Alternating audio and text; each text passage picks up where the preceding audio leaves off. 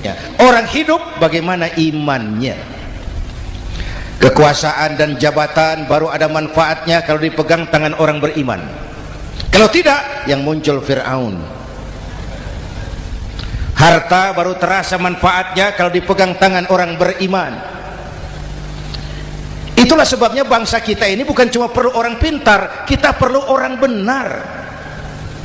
Bahkan di masyarakat lebih baik benar tidak terlalu pintar ketimbang pintar tapi tidak benar.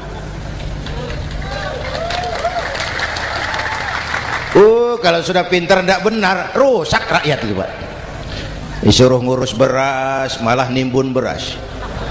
Ya, disuruh ngurus laut jadi bajak laut.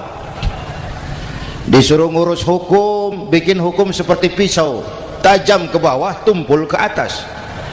Kalau yang kecil salah, hukum cepat-cepat ditegakkan. Yang besar salah, diam pura-pura tidak mengerti. Itu yang melukai rasa keadilan. Mulai dari akhlak kepada Allah. Bagaimana cara berakhlak kepada Allah? Caranya dua. Pertama, jangan menyekutukannya dengan sesuatu pun. Yang kedua, jangan menyembah kecuali hanya kepadanya. Itu akhlak kepada Allah. Konsisten, disiplin. Saya bersaksi tiada Tuhan selain Allah, maka saya tidak akan menyembah kecuali hanya kepada Allah. Saya tidak akan takut kecuali hanya kepada Allah. Saya tidak akan minta tolong kecuali hanya kepada Allah. Saya tidak akan melarikan persoalan kecuali hanya kepada Allah. Saya bersaksi Nabi Muhammad utusan Allah, Nabi terakhir. Tidak ada Nabi sesudah Nabi Muhammad. Harga mati, titik. Disiplin. Ada yang mengaku jadi Nabi, wajib tidak percaya. Disiplin. Sekarang ini kan bangsa kita disiplinnya lemah. Korupsi agak sulit diberantas karena pejabat kita takut atasan tapi nggak takut Tuhan.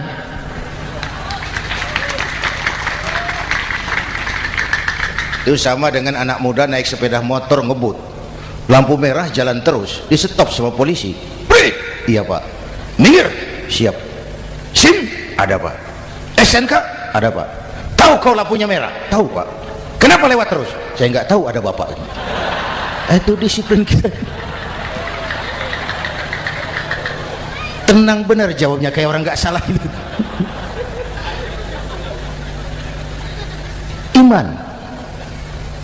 Apalagi belakangan ini saya sering bilang gini Pak, ini humor tapi agak tasawuf.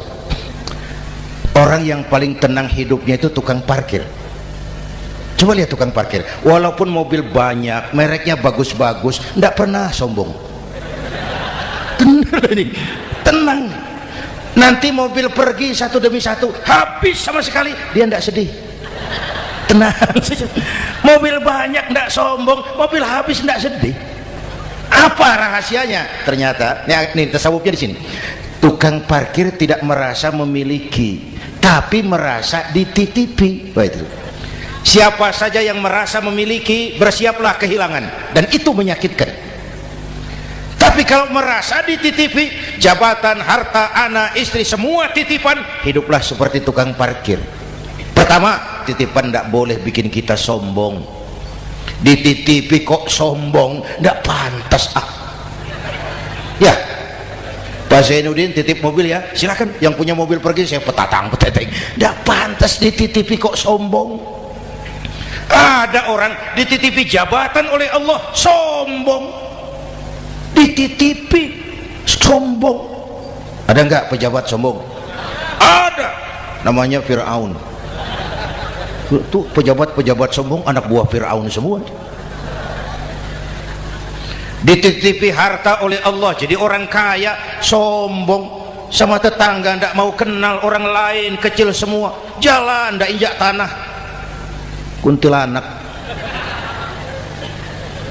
Yang kedua penting, titipan harus dijaga baik-baik. Kalau tidak, yang nitip marah. Yang nitip marah. Pak titip sepeda motor, silakan. Waktu diambil sepeda motor, kaca spion pecah, knalpot hilang, bemper hancur. Marah enggak yang nitip? Marah. Saya kan titip, kenapa enggak dijaga baik-baik? Dititipi harta oleh Allah jadi orang kaya supaya bangun pesantren, bela yatim, santuni yang lemah, pelitnya 17 setan. Yang nitip marah. Dititipi jabatan oleh Allah, isinya korupsi saja, yang nitip marah. Nah, saya mau kasih lihat sekarang. Allah titip Indonesia. Allah titip Indonesia. Hai rakyat, ini Indonesia. Aku titip, kata Allah. Sebentar, ada meja mau naik. Silakan, Mas. Iklan. Ya, terima kasih. Jangan disangka kalau disediakan air teh pidatonya jadi lama. Dekorasi ini kok. Sampai mana tadi? Hai rakyat, ini Indonesia. Aku titip, kata Allah. Ini negara besar dan kaya. Titipan ini ditebus dengan keringat, air mata, darah, dan nyawa. Ini bedanya. Malaysia memang merdeka, tapi diberi Inggris. Singapura merdeka, diberi Inggris. Indonesia merdeka, keringat, air mata, darah, dan nyawa. Ini negara aku titip, kata Allah. Ini negara besar dan kaya. Buminya subur. Di atas perut buminya segala tanaman hidup. Di bawah perut buminya ada gas, minyak, batu bara. Lautnya kaya, hutannya kaya. Kekayaan negeri ini harus digunakan bagi sebesar-besar kemakmuran rakyat. Itu amanat konstitusi. Disalahgunakan, dikorupsi, yang nitip marah. Yang nitip marah. Kalau dia marah, dia suruh makhluknya yang lain negur. Siapa? Merapi. Bromo, anak Krakatau, itu Merapi demo, Pak. Kalau kita rakyat demo, anak buahnya Pak Danres turun. Tapi kalau Merapi demo, siapa yang mau ngatasi? Mbak Marijan. Selesai. Sekarang Mbah Marijan sudah kumpul sama Mbah Surip di alam barzah, sudah ketemu dia. Kata Mbah Surip, tenang Mbah Marijan, tak gendong. Aman sudah. Aman sudah. Saya mau bilang Merapi itu makhluk, Krakatau itu makhluk, Bromo itu makhluk. Tidak mungkin makhluk bergerak dengan sendirinya, pastilah ada yang menggerakkan. Maka baik-baiklah sama yang bikin angin supaya bertiupnya sesuai keperluan. Baik-baik dengan yang bikin air supaya datangnya sesuai kebutuhan. Baik-baik sama yang bikin gunung supaya meletusnya pelan-pelan. Bapak Ibu hadirin yang saya hormati, menjaga titipan. Jangan menyembah kecuali hanya kepadanya. Jangan menyekutukannya dengan sesuatu pun. Ayo, saya ngobrol kita. Bapak Ibu hadirin yang hadir di sini ini, kita ini semua hamba Allah apa bukan? Hamba Allah. Kata siapa? Kata kita. Kalau kata kita namanya ngaku. Ngaku itu boleh dan murah. Apa diakui? Kita belum tahu. Ya, kan baru kata kita itu. Dan tidak otomatis kalau kita bilang saya ini hambamu ya Allah, lalu Allah jawab iya ya. Tidak, wong itu kan kata kita. Saya hamba Allah, kata saya. Berapa banyak orang perbuatannya, ucapannya berkata saya hamba Allah, perbuatannya menyatakan dia hamba setan, hamba nafsu, hamba dunia, budak jabatan. Tidak sesuai ucapan dengan perbuatan. Jadi hamba Allah tuh nggak mudah, digojlok, diuji. Coba lihat, yang jelas diakui sebagai hamba itu baru satu yang kita peringati ini, baginda Nabi. Allah mengakui kapan? Waktu menceritakan Isra dan Mi'raj. Apa yang dipakai kalimat? Subhanallazi asra bi'abdi. Maha suci Allah yang telah menjalankan hambanya. Muhammad itu hambaku, aku jalankan dia. Allah mengakui. Kapan kalimat ini turun? Setelah Nabi digojlok, ditempa, digembleng, diuji, difitnah, dicaci maki, dilontari kotoran unta, sahabat-sahabatnya dibantai. Lolos, Muhammad betul-betul hambaku. Ayo Isra Muhammad.